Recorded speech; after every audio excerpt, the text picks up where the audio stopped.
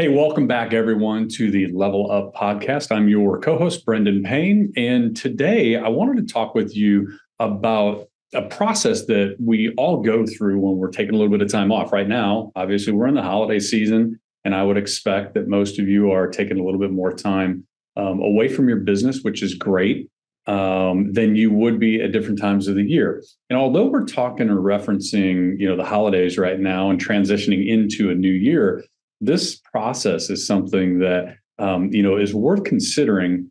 Anytime you're going to take more than a couple, 2, 3 days off, maybe you're taking a vacation in the first quarter, maybe you're taking some time off over the summer for an extended period of time. And this process allows us to enjoy the time that we're having and be present to what's going on, which is important. There's no reason to take time off and feel like you're having to be at work the entire time, but also knowing how to get back into your routine and minimizing the impact in your business. So as I go through some of these transition steps, then just make sure that don't just think this is a beginning of the year thing. This is something that you can use throughout the year, that I've used as a tool to stay engaged while I'm on vacation, and then to make sure that when I get back, I'm able to get back into it as quickly as possible and minimize the impact to my business. So first thing to understand is, why does this happen? You think about when you take some time off, why does it take so much time to get back into the groove?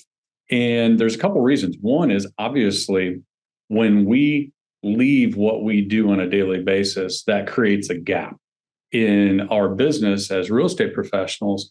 That gap is usually in some sort of generating that we do for our business. So you can imagine we have to talk to people in order to create leads. And then the leads have to go through a process of either listing their property or buying property, showing property, and then they get under contract. And there's this whole process that we all know that happens.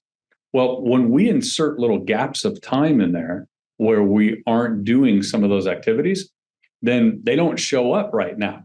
The gap of time that you create from a week vacation doesn't show up in your business until several months down the road, because that generating gap led to fewer people that were going to maybe be looking at properties in a month when you got back, because you didn't generate the lead. Or maybe listing appointments that you didn't take during that week, which created a listing, that everything just got pushed down the road. So just understand, we're creating a pipeline. Every day in our business, we are creating the pipeline, keeping it full.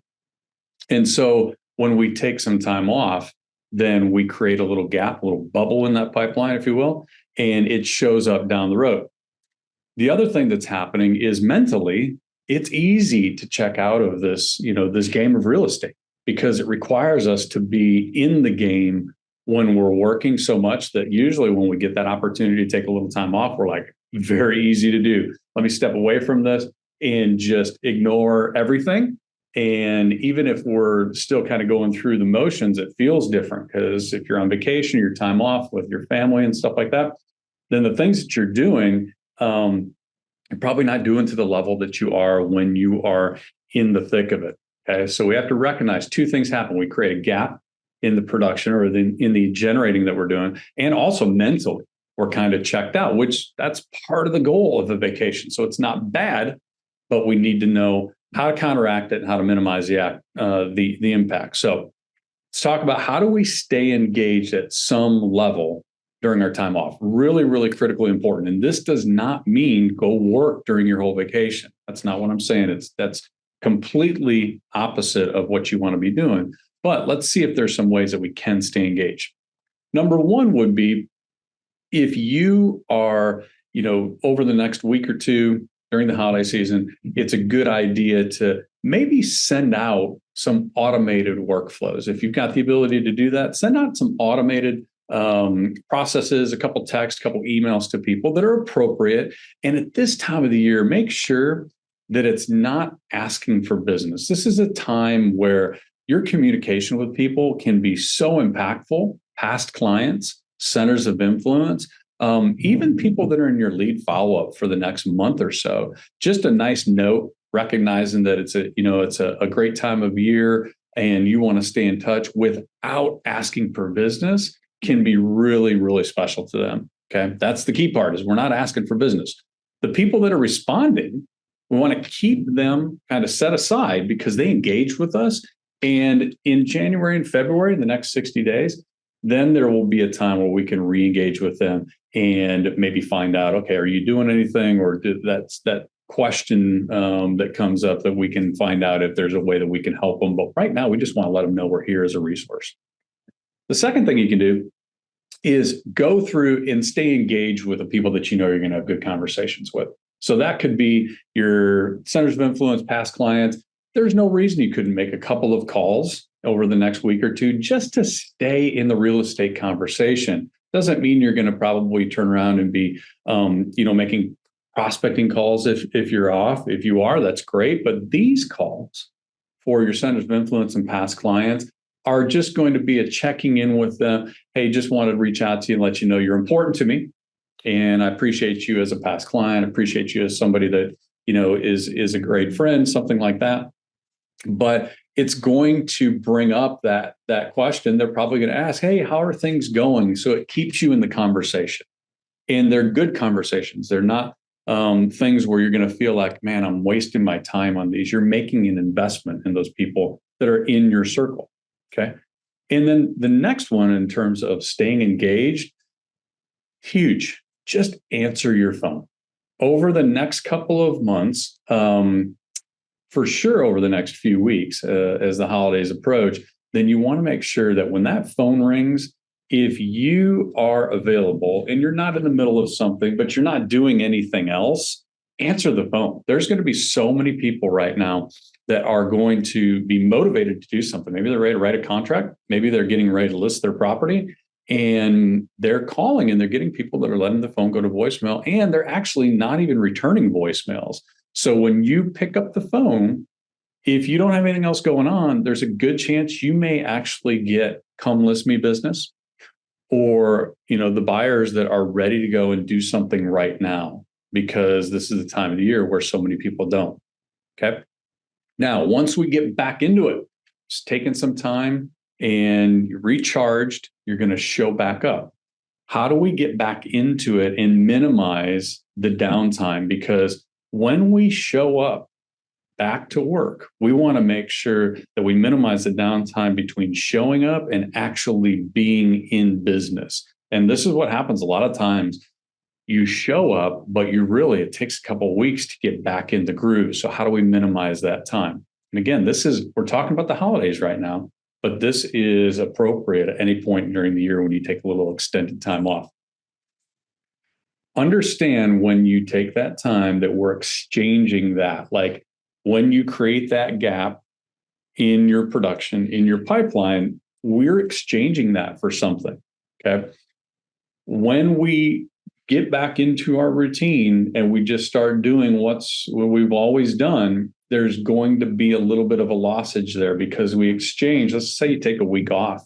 You exchanged a week of generating that's going to create a gap somewhere down the road, and that's going to show up as missed opportunities at some point down the road. Now, if you just get back in and start doing exactly what you were doing and you're okay with that exchange, that's no problem.